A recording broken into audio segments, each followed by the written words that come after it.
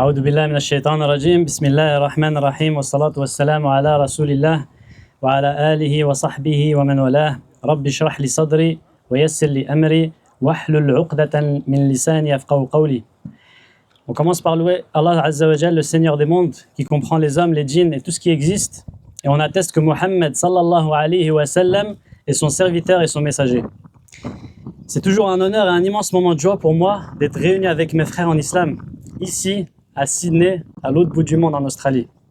C'est toujours du coup un honneur, tabarakallah, de vous voir les frères. Et on demande à Allah Azza wa Jal de nous accorder la possibilité de multiplier ce genre de rassemblement, qu'il accepte notre présence et qu'il pardonne nos péchés ainsi que nos manquements. On sait bien sûr qu'il fait un peu chaud aujourd'hui, subhanallah, dans ce parc, mais on fait preuve de patience pour la cause d'Allah Azza wa Jal, en espérant qu'il nous épargne le châtiment du jour du jugement, car en vérité, il est le clément, le très miséricordieux. Sachez que lorsque l'on accomplit une bonne action sincèrement pour Allah Azza wa Jal et que l'on en supporte les difficultés, Allah Azza wa Jal est généreux. Il accorde une récompense bien plus grande que ce que l'on peut imaginer. On est également conscient qu'aujourd'hui, c'est un dimanche, subhanallah, un jour que beaucoup consacrent à leur famille ou juste à se reposer. D'autres, malheureusement, choisissent ce jour pour s'adonner à toutes sortes de péchés et de transgressions. Alors, le simple fait que vous ayez sacrifié de ce temps, que vous soyez venu ici pour participer à cet événement islamique avec l'intention d'entendre un rappel, une parole, un hadith ou un verset qui réveille le cœur, ravive la taqwa en nous et nous rapproche d'Allah subhanahu wa ta'ala, cela sera bi'idhnillah bénéfique pour vous, pour moi et pour notre relation avec Allah tabaraka wa ta'ala. Alors, qu'on cherche tous, Inch'Allah, notre récompense avec Allah Azza wa Jal pour ce sacrifice, et on demande à Allah Azza wa Jal d'accepter notre présence sincère aujourd'hui et qu'il mette la baraka dans nos œuvres pieuses et nos efforts.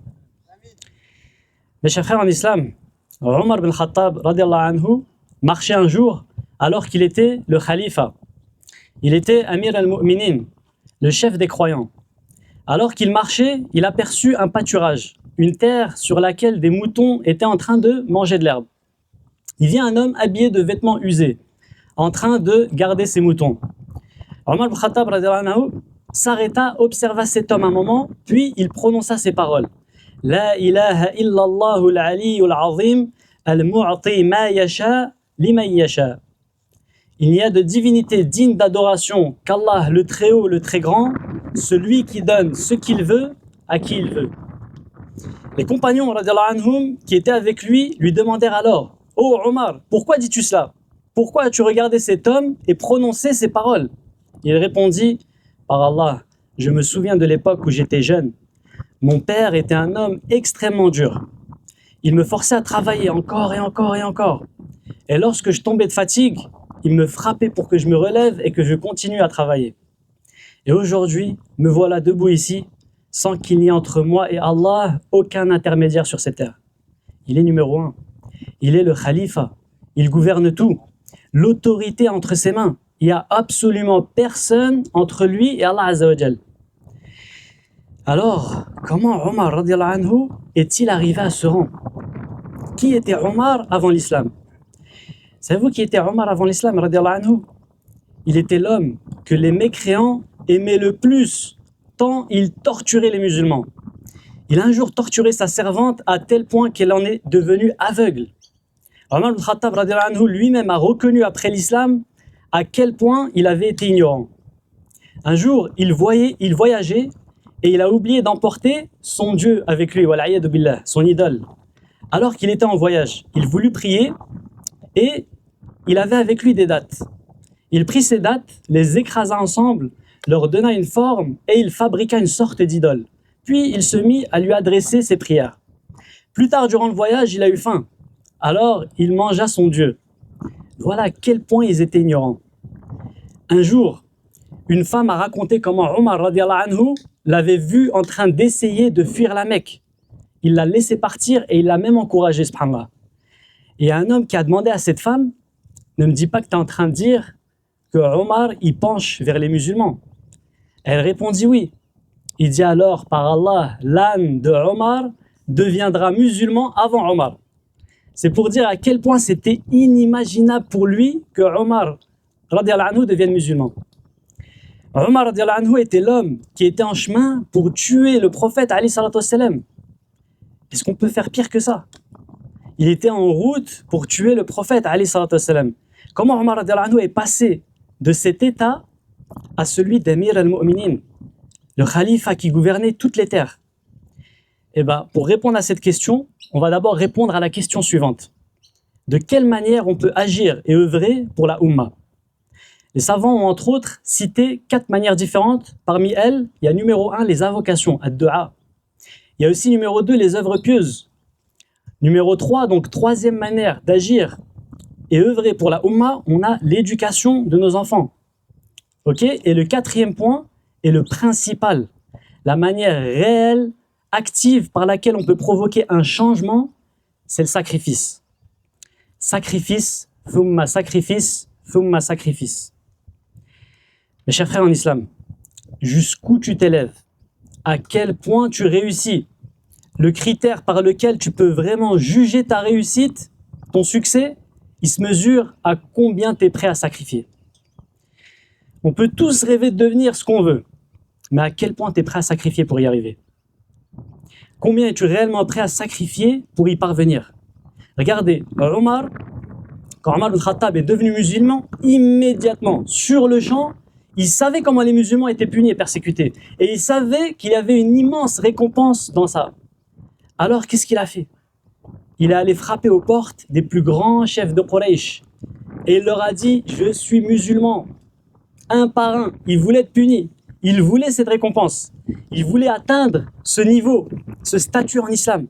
Il est littéralement allé frapper à leurs portes une par une. Abu Jahl lui-même a ouvert la porte et a dit « Ahlan bika ya Omar ». Omar lui a dit « Je suis devenu musulman ». Abu Jahl, en entendant ça, il lui a claqué la porte à la figure. Qui allait s'en prendre à Omar? Omar, il était immense. On rapporte, subhanallah, que quand il montait sur un cheval, ses pieds touchaient le sol. Si on rassemblait toute l'armée musulmane en face de toi, tu verrais sa tête dépasser au-dessus de tout le monde. Qui allait l'affronter? Et c'était pas assez pour lui. Alors, il est allé trouver celui, et l'expression exacte est celui qui ne peut pas garder l'eau dans sa bouche. Et pourquoi on disait ça? Parce que cet homme ne pouvait garder aucun secret. Dès qu'il apprenait quelque chose, ça y est, il le répondait partout. En gros, c'était le BFM ou le CNews de l'époque. Il est allé trouver celui qui ne pouvait pas garder l'eau dans sa bouche. Et il lui a dit, je suis devenu musulman, va l'annoncer aux gens. Et il l'a même encouragé. Cet homme se mit aussitôt à courir dans les rues en annonçant aux gens que Omar ibn Khattab est devenu musulman. Les gens n'y croyaient pas. C'était le tortionnaire numéro 1 des musulmans, celui qui torturait le plus les musulmans. Alors, ils ont commencé à se rassembler encore et encore et encore et encore jusqu'à former un grand groupe devant Omar ibn Khattab. Et là, ils ont eu le courage de l'attaquer, subhanallah. Ils se sont mis à l'attaquer et le frapper sans arrêt. Et Omar ibn Khattab, à lui seul, il les dominait tous. Et jusqu'à ce qu'il n'ait plus d'énergie, plus de force, alors il regardait autour de lui et le plus grand chef qui se trouvait près de lui l'attrapait, il jetait au sol, s'asseyait sur lui et lui enfonçait ses doigts dans les yeux. Dès que cet homme criait, parce que c'était leur chef, les gens y reculaient. Ils restaient assis là, prenaient un court moment de repos, le laissaient partir, se relever et la scène, ça y est, elle se répétait. Ils se sont remis à le frapper. Ils le rendaient les coups jusqu'à ce qu'il n'ait plus aucune énergie. Alors, il regardait encore autour de lui, trouvait le plus grand chef, il le jetait au sol, s'asseyait sur lui et lui enfonçait ses doigts dans les yeux. Et cela se produisit encore et encore et encore, jusqu'à ce que Omar radiallahu anhu n'ait plus aucune force et il finisse par abandonner. Alors, Omar radiallahu anhu a fait une déclaration. Et on va parler de ce qu'Omar radiallahu anhu, il avait l'habitude de dire et de ce qui se produisait lorsqu'il le disait, subhanallah.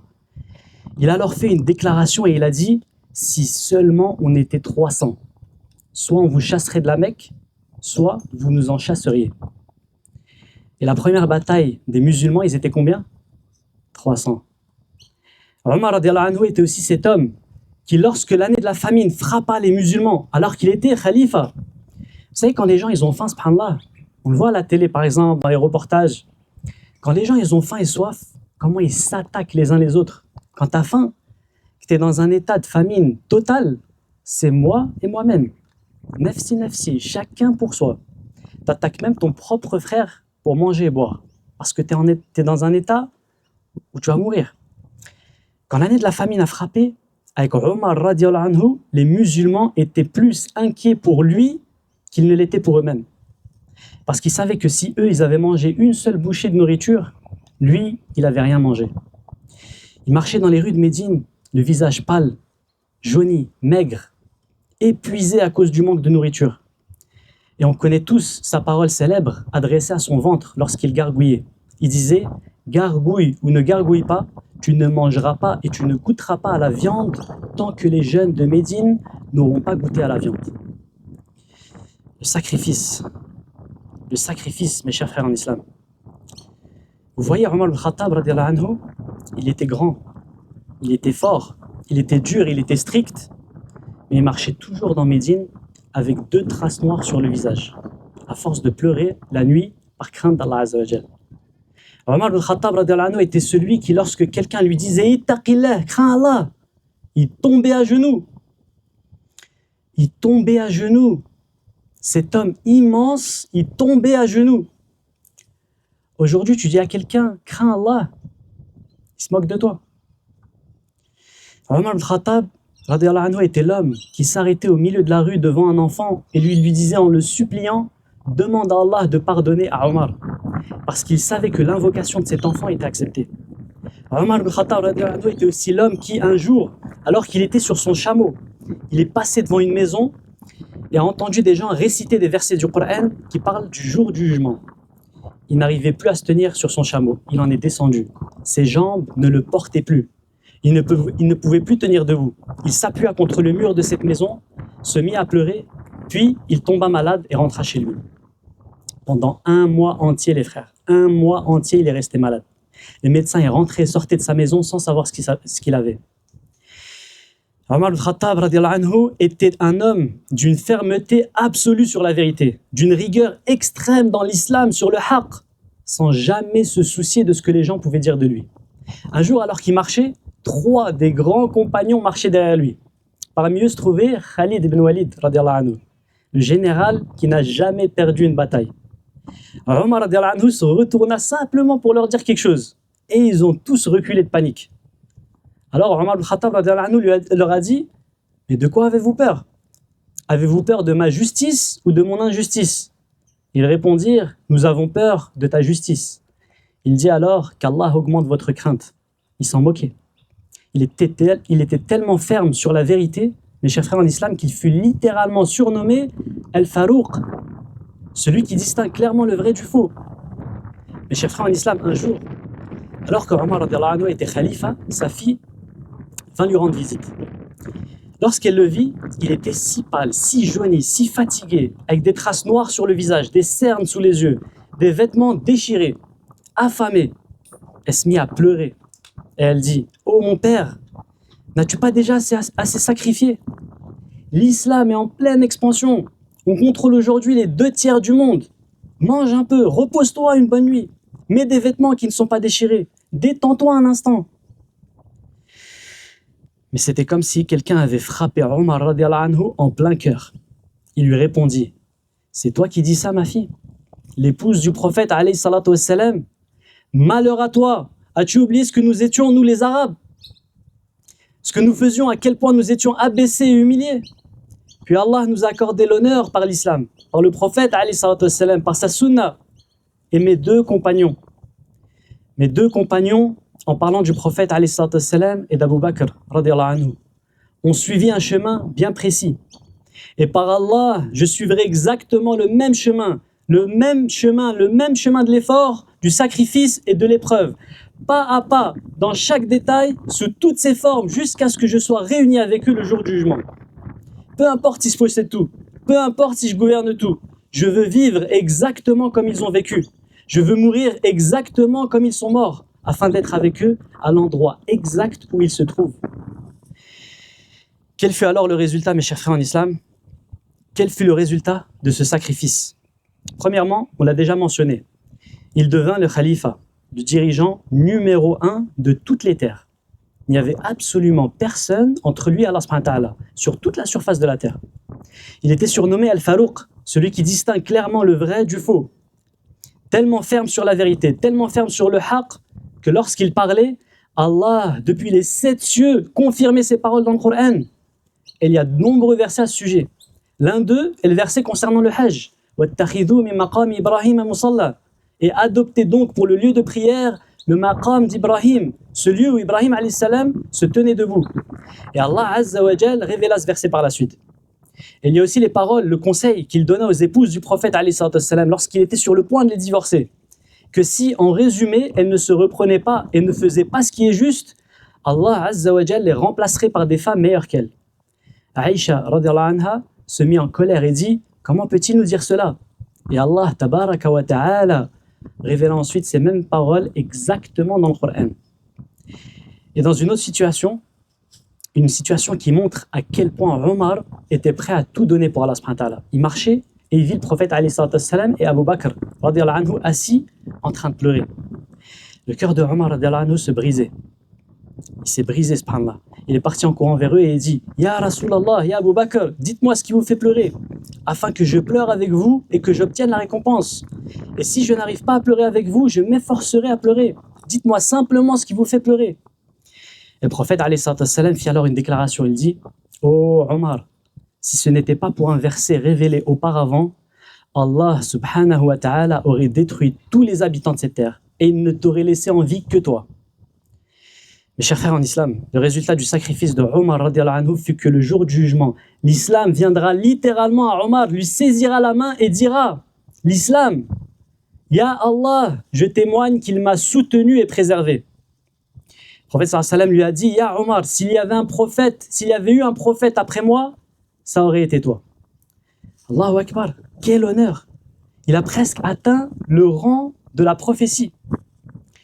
S'il devait y avoir un prophète après moi, Ya Omar, ça aurait été toi. Ya Omar, si tu empruntais un chemin et que Shaitan te voyait, il prendrait un autre chemin. Allahu Akbar. Il lui a été garanti le paradis par le prophète alayhi salam comme étant le deuxième homme à entrer au paradis après les prophètes et les messagers. On a après les prophètes et les messagers, Abu Bakr, et le second est Omar. Le prophète sallam a fait une déclaration un jour et imagine l'honneur qu'il lui a accordé. Il dit à ses compagnons, je suis entré avec Abu Bakr et Omar, je quitterai ce monde avec Abu Bakr et Omar et je serai ressuscité le jour du jugement avec Abu Bakr et Omar. Voilà le résultat de son sacrifice. Voilà ce qu'il a obtenu pour avoir donné tout ce qu'il pouvait pour Allah subhanahu wa ta'ala. Regardez ce qu'un seul homme a accompli. Et c'est le sujet de notre appel aujourd'hui. Je ne suis qu'un seul homme. N'est-ce pas l'excuse qu'on donne tous? Qu'est-ce que je peux faire? Je ne peux pas changer le monde. Et bien lui, il n'était qu'un seul homme.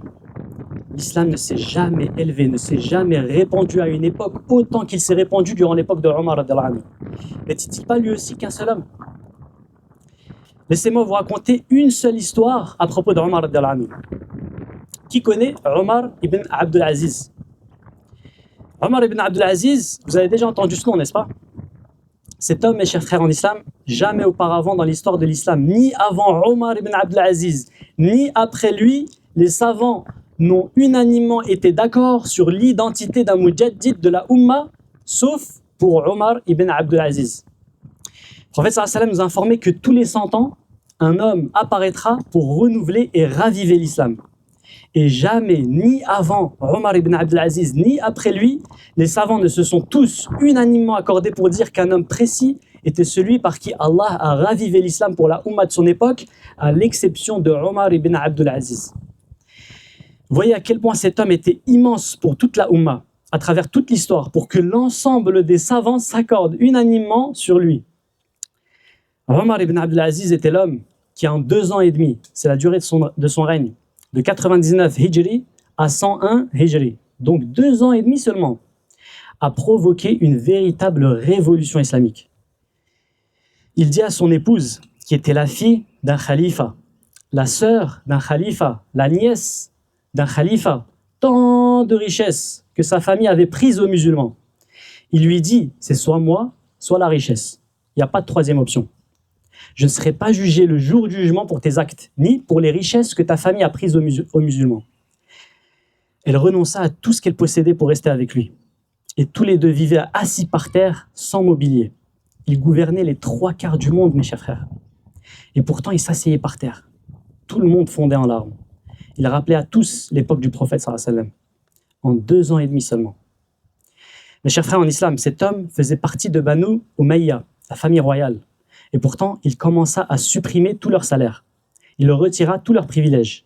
Il a resserré l'étau sur eux jusqu'à ce qu'ils deviennent tous frustrés. Un jour, il réunit cette famille royale pour un déjeuner. Dès qu'ils sont rentrés dans la pièce, il a verrouillé les portes. Une demi-heure passa, 1 heure. « Ya Amir al-Mu'minin, où est notre nourriture? On a faim. » Il répondit « Ne vous inquiétez pas, attendez, je vous prépare un bon repas. » Encore une demi-heure, 1 heure. « Ya Omar, apporte-nous la nourriture, on meurt de faim. » Donnez-moi encore un peu de temps, je vais vous préparer un repas exceptionnel. Attendez seulement. Encore une demi-heure. « Ya Omar, apporte-nous n'importe quoi, on s'en fiche maintenant, on veut juste manger. On n'en peut plus. » Alors Omar ibn Abdelaziz ordonna à ses serviteurs d'apporter une nourriture appelée as-suwaik. Une nourriture que même une personne ordinaire regarderait de haut en disant « C'est quoi ça? Vraiment, il a préparé as-suwaik aujourd'hui ?» Il leur a apporté as-suwaik. Et cette famille royale, était tellement affamée qu'elle l'engloutit entièrement. Alors Omar ibn Abdelaziz s'est tenu devant eux, les regarda finir leur repas, puis leur dit « Êtes-vous rassasiés? Êtes-vous satisfaits ?» Ils répondirent « Oui, Amir al-Mu'minin. » Il dit « Si as-suwaik a rempli vos ventres, pourquoi dépensez-vous toutes ces richesses extravagantes dans des repas aussi excessifs et coûteux, alors que as-suwaik a fait exactement le même travail? Cet argent est l'argent des musulmans. » Mes chers frères en islam, Omar ibn Abdelaziz, malgré tout ce qu'il a sacrifié, malgré tout ce qu'il a accompli, malgré toute la révolution islamique qu'il a menée, un jour, alors qu'il dormait à côté de son épouse, tout à coup, elle a ressenti un grand mouvement, un sursaut violent. Elle s'est retournée et a vu son mari se lever et se mettre à pleurer. Elle ne comprenait pas ce qui se passait. Elle commença à le réconforter et se rendormit de nouveau. Quelques minutes plus tard, il se redressa brusquement de nouveau et se mit à pleurer, à trembler. Elle dit par Allah, il tremblait comme un oiseau qui secoue son corps très rapidement pour faire partir de l'eau de ses plumes. Et il resta dans cet état jusqu'à l'aube, jusqu'au Fajr. Après être allé à la prière de Fajr, et être revenu, elle lui dit « Oh mon époux, je t'en prie, dis-moi ce qui t'est arrivé cette nuit. Par Allah, j'ai cru que la Oumma allait se réveiller sans khalifa. J'ai cru que tu allais mourir cette nuit. » Il répondit « Oh mon épouse, par Allah, je me suis rappelé le jour où je me tiendrai devant Allah et qu'il dira « Ya Omar, entre au paradis » ou « Ya Omar, entre en enfer. » Et je ne savais pas de quel côté je serais. Et c'est ça qui l'a fait éclater en sanglots. Subhanallah. Quel homme exceptionnel. Toute la Oumma s'est accordée pour dire qu'il était celui par qui Allah a ravivé l'islam. De quel siècle? Du 1er siècle. Le meilleur siècle qui ait jamais existé. Et pourtant, il ne savait pas si le jour du jugement, Allah lui dira entre au paradis ou entre en enfer. Mes chers frères en islam, quel fut le résultat de son sacrifice? Pardon, en réalité, avant cela, de qui était-il le résultat? Revenons à Omar ibn Khattab radiyallahu anhu. Vous vous souvenez quand j'ai dit « Laissez-moi vous raconter une histoire à propos d'Omar radiyallahu anhu » Eh bien, Omar ibn Khattab radiyallahu anhu, il avait l'habitude de faire des tournées nocturnes. Et je vous recommande de lire et étudier les tournées nocturnes de Omar ibn Khattab radiyallahu anhu. Vous allez être impressionnés. Lors de l'une de ces tournées nocturnes, il était tellement fatigué, tellement épuisé, après avoir passé la journée entière à servir la Oumma, et la nuit à parcourir la ville pour voir de quoi les musulmans avaient besoin, que ses jambes ne pouvaient plus le porter. Et il s'appuya contre le mur de quelqu'un. Lorsqu'il s'appuya contre ce mur, il entendit une conversation entre une mère et sa fille. La mère disait à sa fille de mélanger de l'eau avec le lait, afin de donner l'impression qu'il y avait plus de lait lorsqu'elle le vendrait le lendemain. Or, Omar ibn Khattab avait interdit cela. Et Allah Azza wa Jal nous a interdit de tromper nos frères et sœurs musulmans. Alors la fille dit à sa mère, « Oh ma mère, n'as-tu pas entendu qu'Omar nous a interdit de faire cela ?» La mère répondit, « Où est Omar? Et où sommes-nous, nous, pour qu'il puisse entendre ou voir ce que nous faisons ?» Alors Omar était assis contre le mur en train d'écouter la conversation. « Où est Omar pour nous entendre dire cela? Ou pour nous voir faire ce qu'on fait ?» Alors la fille répondit par une parole en or. Elle dit, « Je ne ferai pas cela parce que Omar ne peut pas nous voir, car en vérité, Allah voit toutes choses. Le Seigneur de Omar nous voit.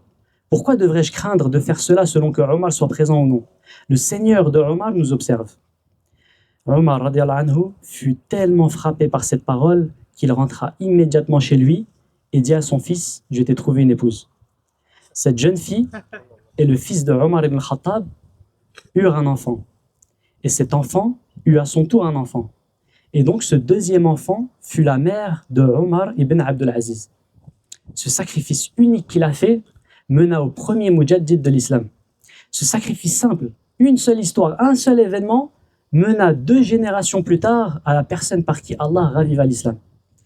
Cet homme ressemblait tellement à Omar que sa propre tribu, la famille royale disait « Ne blâmez personne d'autre que vous-même pour Omar ibn Abdul Aziz comme dirigeant. Vous avez pris un homme et vous l'avez marié à une descendante de Omar et ils ont donné naissance à un enfant qui vous ressemble extérieurement mais qui intérieurement est Omar ibn Khattab radiallahu anhu. » Alors, quel fut le résultat du sacrifice de Omar ibn Abdul Aziz? On l'a déjà dit. Il est devenu celui par qui Allah a ravivé l'islam. Il est devenu le 5e des Khulafa al-Rashidin. T'imagines? Le 5e calife bien guidé de l'islam. Ils étaient que 4. Abu Bakr, Omar, Uthman et Ali. Ali est mort en l'an 40 de l'Hégire.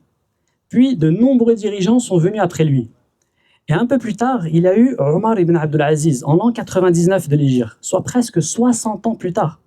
Et pourtant, les savants, ils laissent tout ce qui se trouvait entre Ali et Omar ibn Abdul Aziz en dehors des Khulafa al-Rashidin. Et ils appelèrent Omar ibn Abdul Aziz le 5e des Khulafa al-Rashidin. Quel honneur! Quel honneur! Ils ont littéralement ignoré tout ce qui se trouvait entre les deux et ils ont dit c'est lui le numéro 5. Le 5e calife bien guidé. Et tout ça alors qu'il n'a gouverné que 2 ans et demi. Mes chers frères en islam, savez-vous ce qui est arrivé à Omar ibn Abdul Aziz lorsqu'il était en train de mourir? Il demanda à son épouse et à son serviteur de quitter la pièce. Mais ils n'ont pas pu s'empêcher de rester près de la porte et d'écouter ce qui se passait, alors que l'ange de la mort s'approchait de lui. Savez-vous ce qu'ils l'ont entendu dire? Ils l'ont entendu dire « Marhaban bihadihi al-wujuh » Bienvenue ô visage magnifique. À qui il parlait? À l'ange de la mort. Allahu Akbar. Qui accueille l'ange de la mort en disant « Bienvenue ô visage magnifique » au moment même où l'homme le plus grand, le plus fort, le plus dur s'effondrerait. Bienvenue ô visage magnifique. Et tout ça à cause de quoi, mes frères? À cause du sacrifice qu'il a fait pour cette Ummah. Mes chers frères en islam, on a tous de la grandeur en nous. Allah nous a tous créés égaux. Il y a de la grandeur en chacun d'entre nous. Le seul véritable obstacle, c'est nous-mêmes. Regardez Uqba ibn Amir, le compagnon du messager d'Allah. C'était un berger. Il gardait des moutons. Dès qu'il a appris que le prophète était arrivé, il a tout laissé immédiatement et il est venu lui donner la bay'a, le serment d'allégeance. Mais cet homme était très pauvre. Il ne possédait que 5 moutons. Lui et tous ses compagnons bergers, ils étaient 12 en tout. Ils ont tous embrassé l'islam ce jour-là. Ils sont ensuite retournés à leur troupeau. Leurs moutons se trouvaient très loin, bien au-delà de Médine.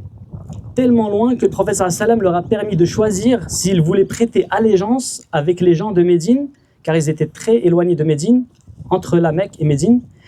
Et ils avaient donc le choix, tellement ils étaient loin, subhanallah. Du coup, entre eux, ces 12 bergers qui étaient devenus musulmans, ils se sont organisés, ils se relayaient. Certains, ils laissaient leurs moutons avec les autres bergers pour aller apprendre auprès du prophète sallam. Puis ils revenaient et ils s'enseignaient les uns aux autres ce qu'ils avaient appris. Mais Uqba ibn Amir, il n'avait que 5 moutons. Et il était tellement pauvre qu'il ne pouvait pas se permettre de les laisser ou de risquer d'en perdre un seul. Alors il disait à ses compagnons, celui qui veut aller voir le prophète sallam et apprendre, laissez-moi vos moutons, moi je ne peux pas y aller. Je ne peux pas me permettre de perdre quoi que ce soit. Mais à une condition, revenez et enseignez-moi ce que vous avez appris. Et ça continue ainsi pendant un certain temps, jusqu'au jour où il s'est réveillé face à lui-même. Et écoutez bien ce qu'il s'est dit. Il s'est parlé à lui-même et il a dit « Malheur à toi, est-ce à cause d'un troupeau de moutons que tu restes faible et misérable et que tu perds l'occasion d'être en compagnie du messager d'Allah, de lui parler directement, sans intermédiaire ?» C'était lui qui se parlait à lui-même. Immédiatement, il a donné ses 5 moutons et il est allé s'asseoir au pied du prophète. Mes chers frères, on connaît tous le hadith. Approche-toi d'Allah d'un empan il se rapprochera de toi d'une coudée. Si tu viens vers Allah en marchant, le Seigneur des cieux et de la terre viendra vers toi en courant. Cet homme, il a fait un changement. Il a fait un pas de plus vers Allah Azza wa Jal. Quel en a été le résultat? Quel a été le résultat de son sacrifice? C'était que 5 moutons, mais c'était tout ce qu'il possédait. C'était donc un sacrifice à 100%. Le résultat, mes chers frères en islam, c'est qu'en moins de 10 ans, il est devenu l'un des plus grands savants, pas de n'importe quelle époque, mais parmi les compagnons du messager d'Allah, un éminent muqri, récitateur du Coran, un muhaddith, un faqih, un spécialiste de la langue arabe, un poète, un commandant militaire et gouverneur de plusieurs villes. De base, c'était un berger, un homme qui gardait des moutons. Tout ce qu'il possédait dans ce monde, c'était 5 moutons. Et en 10 ans, il gouvernait des villes. Il avait une voix si belle pour la récitation du Coran que Omar radiallahu anhu l'appelait pour qu'il lui récite le Coran et il ne le laissait pas partir avant que la barbe de Omar radiallahu anhu ne soit trempée de larmes. Regardez ce qu'un berger est devenu. Comment est-ce qu'il arrive à ce niveau-là? Aucun de nous ici n'est berger. Aucun de nous n'est à un niveau aussi bas dans ce monde. On vit tous, on mange, on boit, on a un toit sur la tête. Il y en a qui sont mariés, qui ont des enfants, des parents, des frères et sœurs. Personne ici a son niveau de départ. Et pourtant, regardez jusqu'où il est arrivé. Comment est-ce qu'il est arrivé jusque-là? Son sacrifice. Ce qui compte, ce n'est pas la quantité que tu sacrifies. C'est ce que ce sacrifice représente pour toi. Je répète les frères, écoutez attentivement s'il vous plaît. Ce qui compte, ce n'est pas la quantité que tu sacrifies. C'est le sacrifice que ça représente pour toi. C'est ce que ça te coûte, c'est l'effort derrière. C'est jamais dans la quantité, mais toujours dans la qualité. Rappelez-vous, quand Abu Bakr et Omar radiallahu anhu, ils sont venus voir le prophète sallallahu alayhi wa sallam en apportant leurs biens. Sur le chemin, est-ce que vous savez qu'Abu Bakr radiallahu anhu, il avait qu'un petit sac? On connaît tous cette histoire. Ils sont tous les deux venus donner au prophète sallallahu alayhi wa sallam de l'argent. Sur la route, Abu Bakr radiallahu anhu, il portait un petit sac. Et Omar arrivait derrière lui avec plusieurs sacs sur le dos. Omar a vu Abu Bakr avec son petit sac et lui avec tous ses sacs et il s'est dit aujourd'hui, ça y est, je vais dépasser Abu Bakr. Quand ils sont arrivés devant le messager d'Allah sallallahu alayhi wa sallam, et le prophète sallallahu alayhi wa sallam leur a demandé quelle part de vos biens donnez-vous? Abu Bakr a répondu je donne tout ya Rasulallah. C'était tout ce qu'il possédait. Ce petit sac, c'était tout ce qu'il avait chez lui, subhanallah. Quand Omar radiallahu anhu a entendu ça, il a prononcé une parole célèbre. Il a dit comment quelqu'un comme toi, ô Omar, ose-t-il rivaliser avec quelqu'un comme Abu Bakr? Oui, Omar avait beaucoup de sacs, mais cela ne représentait que la moitié de sa richesse. Quelqu'un peut donner des millions, mais s'il est milliardaire et qu'un autre donne $100 alors que c'est tout ce qu'il a sur son compte, celui qui donne 100 aura plus de récompense. Parce que pour lui, c'est un véritable sacrifice. Mes chers frères en islam, tout est là, le sacrifice. C'est le sacrifice qui amène la réussite, qui amène l'accomplissement, qui t'élève niveau après niveau, encore et encore. Regardez Abu Huraira, radiallahu anhu, on le connaît tous comme le plus grand rapporteur de hadith du messager d'Allah, sallallahu alayhi wa sallam, n'est-ce pas? Mais savez-vous que certains compagnons en arrivaient à être agacés par lui? Ils circulaient partout et rapportaient tellement de hadiths du prophète sallallahu alayhi wa sallam que littéralement un jour, les compagnons l'ont arrêté et lui ont dit « Ya Abu Huraira, tu n'as vécu avec le prophète sallallahu alayhi wa sallam que 2 ans et demi avant sa mort. Tu n'as été avec lui que 2 ans et demi. Comment peux-tu rapporter autant de ces hadiths ?» Il y en a qui étaient avec le prophète sallallahu alayhi wa sallam depuis le premier jour, pendant 23 ans. Et pourtant, il n'avait jamais rapporté autant de hadiths que lui.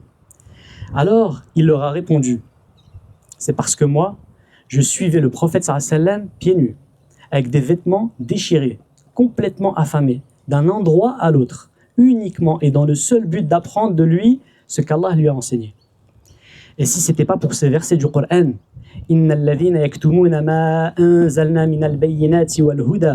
l'avertissement qu'Allah Azza wa Jal a adressé à ceux qui cachent la science qu'il leur a accordée. Si ce n'était pas pour ce verset, voilà ceux qu'Allah maudit et que les maudisseurs maudissent. S'il n'y avait pas eu ce verset, je n'aurais rapporté aucun hadith. Je n'aurais pas pris cette responsabilité sur mes épaules. Je n'aurais pas pris le risque de dire quelque chose de faux ou de rapporter quelque chose que le prophète sallallahu alayhi wa sallam n'a pas dit. Mais à cause de ce verset, il était obligé de rapporter ces hadiths. Mes chers frères en islam, Abu Huraira radiyallahu anhu a tout laissé derrière lui, tout ce qu'il possédait. Il a vécu avec Ahl Suffa dans la mosquée, les pauvres de la mosquée, ceux qui n'avaient rien et qui attendaient jour après jour qu'une sadaqa arrive pour pouvoir manger. Il vivait avec eux afin d'être au plus près du prophète sallallahu alayhi wa sallam. Un jour, le prophète sallallahu alayhi wa sallam a reçu une grande quantité de sadaqa et il a demandé à Ahl Suffa de faire la queue afin de leur donner de ce qu'Allah subhanahu wa ta'ala lui avait accordé. Ils se sont tous alignés, une longue file, et Abu Huraira s'est assis au fond de la mosquée. Le prophète sallallahu alayhi wa sallam, il a donné encore et encore, jusqu'à ce qu'il ne reste aucun membre de Ahl Suffa qui n'ait reçu ce dont il avait besoin. Puis, il a appelé Abu Huraira radiyallahu anhu, et il lui a dit « Ya Abu Huraira, n'as-tu pas besoin de quelque chose? Tu fais partie d'Ahl Suffa, tu es affamé. N'as-tu pas besoin de quelque chose? D'une part de cette richesse, de cette sadaqa ?» Il a répondu « Ya Rasulallah, je n'ai besoin que d'une seule chose. » Le prophète sallallahu alayhi wa sallam lui a dit « Et quelle est-elle » Il a répondu « Enseigne-moi ce qu'Allah t'a enseigné. C'est tout ce que je veux. » Mes chers frères en islam, c'était qu'un seul homme. C'était qu'une personne. On s'empresse tous à dire « Je peux rien faire. Je peux pas changer les choses. Je suis qu'une seule personne, moi. » Lui aussi, il était qu'un seul homme. Et pourtant, il se déplaçait pieds nus, avec des vêtements déchirés, affamé, dans une fatigue et une difficulté extrême pour transmettre les hadiths du messager d'Allah sallallahu alayhi wa sallam. À tel point qu'il est impossible d'ouvrir un livre de hadiths sans que son nom ne soit mentionné. Il a enduré tellement de difficultés en diffusant les hadiths du prophète sallallahu alayhi wa sallam qu'il a prononcé une parole devenue célèbre. Il disait que celui qui trouve la mort à vendre me l'achète. Il n'en pouvait plus. Il n'en pouvait vraiment plus. Le poids de cette responsabilité, connaître tous ces hadiths, consacrer chaque seconde de sa vie à les transmettre, était devenu trop lourd. Il souhaitait mourir, mais il ne pouvait pas invoquer Allah pour demander la mort, car le prophète sallallahu alayhi wa sallam l'avait interdit. Alors il disait que celui qui trouve la mort à vendre me l'achète. Mes chers frères en islam, quel a été le résultat de son sacrifice? Le résultat de son sacrifice, c'est qu'il est le plus grand muhaddith que cette umma ait jamais connu. Le résultat de son sacrifice, c'est que 14 siècles après sa mort, alors qu'il repose dans sa tombe, toi et moi, aujourd'hui, on lui donne encore des hasanats en mentionnant son nom et ses hadiths. 14 siècles plus tard. Le résultat de son sacrifice, c'est que tu ne peux pas faire un rappel sans citer son nom. Tu ne peux pas ouvrir un livre de hadith sans lire son nom. Mais sais-tu ce qu'il a dit au moment de mourir? Wallah, j'en ai des frissons, les frères. Sais-tu ce qu'il a dit lorsqu'il est mort? Il a dit « Ahin min qillati zadi wa touli safar » Allahu Akbar. Hélas, oh combien j'ai peu préparé comme provision pour un voyage aussi long, le jour du jugement. Wallah, ça devrait vous donner des frissons, ça devrait nous faire réfléchir sérieusement. Si un compagnon du messager d'Allah sallallahu alayhi wa sallam dit « Je n'ai rien fait pour un voyage aussi long dans l'au-delà, je n'ai rien préparé, j'ai rien mis de côté pour ce voyage », alors où est-ce que toi et moi on se situe? Où est-ce que toi et moi on en est? Quelle chance on a? Qu'est-ce qu'on a préparé pour ce jour? On vient à la mosquée une fois par semaine, à un cours une fois par semaine, et on pense pouvoir se tenir devant Allah Azza wa Jal avec ça. Lui, il a donné chaque seconde, chaque instant depuis qu'il est devenu musulman pour Allah Azza wa Jal, au point qu'il en est arrivé à souhaiter la mort. Et malgré tout, il a dit « Oh, comme j'ai peu préparé pour un voyage aussi long ». Mes chers frères en islam, au final, tout se résume à une seule chose, le sacrifice. Peu importe combien tu donnes, ce qui compte, c'est ce que ce don représente pour toi. Que ce soit de l'argent, du temps, des efforts, de l'enseignement, peu importe ce que c'est. Ce qui compte, c'est pas la quantité que tu donnes, mais la valeur que ça a pour toi. Regardez les sahaba, ça m'étonne de voir qu'à peine devenus musulmans, ils étaient prêts à tout donner pour Allah tabaraka ta'ala. Nous, on est musulmans depuis toute notre vie et on veut rien donner. Il faut qu'on soit honnête avec nous-mêmes, les frères. On veut rien donner pour Allah subhanahu wa ta'ala. Dès que quelqu'un commence à dire « donnez un peu de temps » ou « donnez un peu d'argent » direct, tu te dis « comment je vais faire pour Veski ?» Un des sahaba, à peine devenu musulman, à peine il vient juste de prononcer la shahada, sans encore rien connaître de l'islam. La toute première chose qu'il a dite au messager d'Allah sallallahu alayhi wa sallam, juste après la shahada, c'était « Ya Rasulallah, laisse-moi aller vers mon peuple pour les appeler à l'islam ». Il est parti, il n'est pas revenu jusqu'à ce que toute sa tribu marche derrière lui, prête à venir prononcer la shahada devant le messager d'Allah sallallahu alayhi wa sallam. Il ne savait rien, il ne savait absolument rien. Je ne sais même pas à quoi exactement il les appelait. Il a simplement utilisé l'amour que son peuple avait pour lui, le respect qu'il lui portait, l'influence et le leadership qu'il avait, et il n'a pas quitté cette ville tant que chaque personne de cette ville ne l'ait suivi. Jusqu'au messager d'Allah pour prononcer la shahada. Mes chers frères en islam, même les non-musulmans à l'époque du prophète sallam, le prophète sallam et les compagnons ont été boycottés, isolés et poussés à vivre dans les montagnes pendant 3 ans. Les sahaba ont littéralement mouru de faim. Pas wallahi j'ai faim, comme nous on dit quand on n'a pas mangé depuis 2 heures. Ils ont réellement souffert de la faim, au point d'en mourir. L'épouse du prophète sallam, Khadija radhiyallahu anha, est elle-même décédée dans ces montagnes. C'était la personne la plus aimée du prophète sallam. Ils mouraient tous de faim. Un non-musulman, un seul non-musulman a décidé d'agir. Il était posé chez lui et il s'est dit « Pourquoi est-ce qu'on fait ça à notre peuple ?» Il faisait partie de la tribu du prophète sallallahu alayhi wa sallam. Il s'est dit « Si c'était une autre tribu, ils ne l'accepteraient jamais que ça arrive à leur peuple. Alors pourquoi nous on l'accepte ? Pas par amour de l'islam, mais par fierté tribale. Pourquoi est-ce qu'on devrait accepter que notre tribu meure de faim dans les montagnes ?» Cet homme s'est alors dit « À qui puis-je en parler ? Qui serait prêt à me soutenir ?» Il a réfléchi, puis il s'est souvenu de quelqu'un. Il allait le voir et il lui a dit « Pourquoi on fait ça à notre peuple ? Comment se fait-il qu'aucune tribu n'accepterait cela pour les siens alors que nous on l'accepte ?» L'homme lui dit « Ouais, t'as raison. Viens, on trouve quelqu'un d'autre, une troisième personne et je serai avec toi. » Ils ont réfléchi, ils en ont parlé un peu, puis ils se sont souvenus de quelqu'un d'autre, quelqu'un qui pourrait les soutenir. Ils sont allés le voir, ils lui ont dit la même chose et il les a rejoints.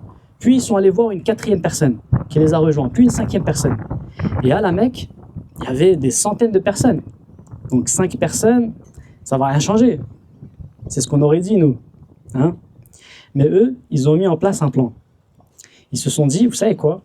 Quand il y aura un grand rassemblement des chefs et des tribus, chacun de nous, il va se tenir à un endroit différent, bien éloigné des autres. Puis l'un d'entre nous fera cette déclaration. Parce que s'ils avaient été ensemble, 5 personnes, on les aurait méprisés.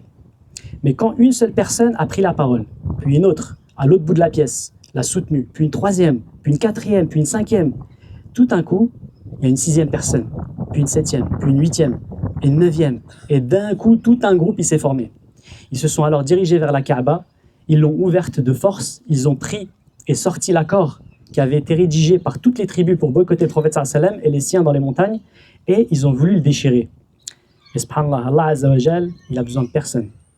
Dès qu'ils ont ouvert la Kaaba pour déchirer ce document, cet accord, ils ont trouvé qu'un insecte avait déjà mangé la majeure partie du texte. Malgré tout, ils ont pris l'initiative, ils ont fait un pas, ils ont agi, ils ont sacrifié, alors que tout aurait très bien pu mal tourner. Les tribus auraient pu se retourner contre eux. Ils auraient pu être démasqués en train de comploter contre les tribus. Et à cette époque-là, ça voulait simplement dire la mort. Mais ils ont fait ce sacrifice. Nous, aujourd'hui, en tant que musulmans, on n'est même pas prêt à faire ce sacrifice-là. Et la preuve de ce que je dis, c'est combien d'entre nous se lèvent réellement la nuit, pleurent et invoquent Allah subhanahu wa ta'ala pour la Ummah, pour les musulmans. Eux, c'était des non-musulmans. Et pourtant, ils étaient prêts à sacrifier leur vie pour protéger et sauver les gens de leur tribu, alors même qu'ils n'étaient pas de la même religion.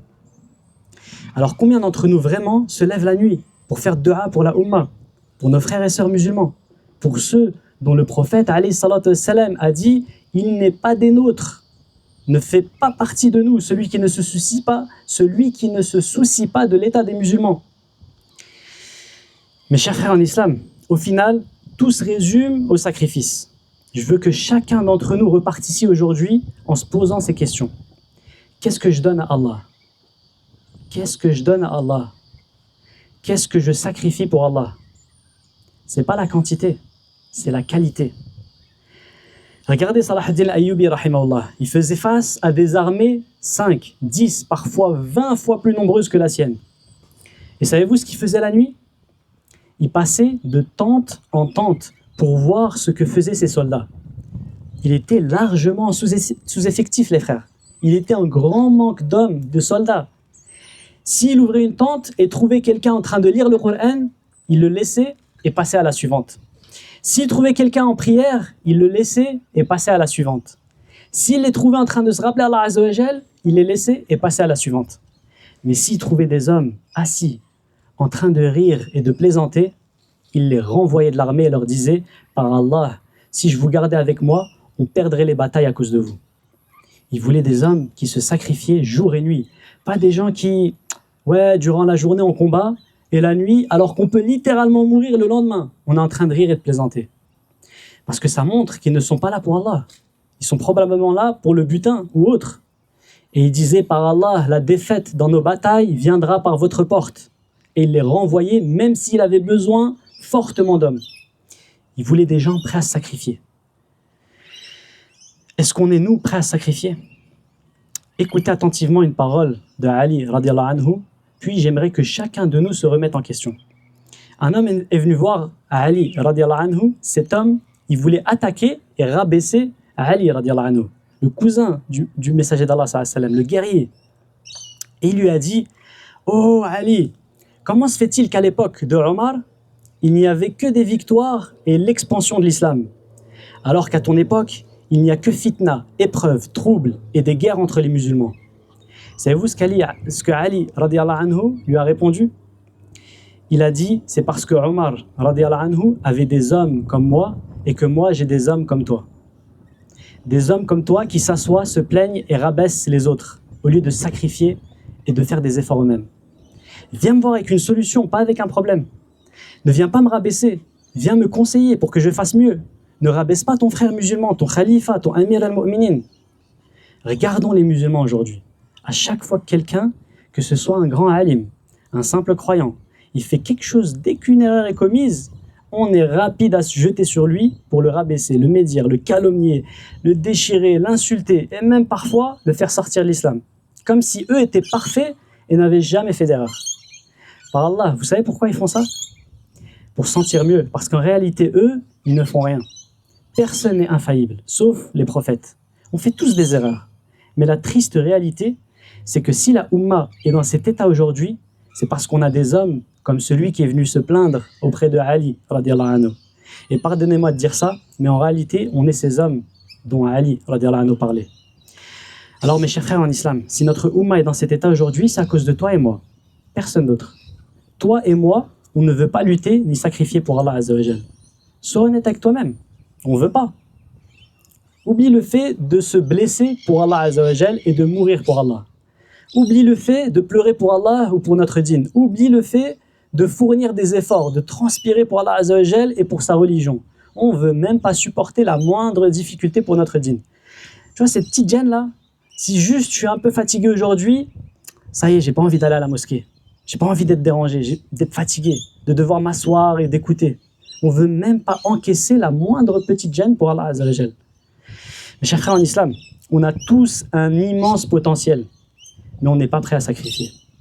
Le jour où on fera ce pas et on sera prêt à sacrifier, c'est là qu'Allah Azza wa Jal accordera à notre Ummah le succès et à notre Ummah la victoire.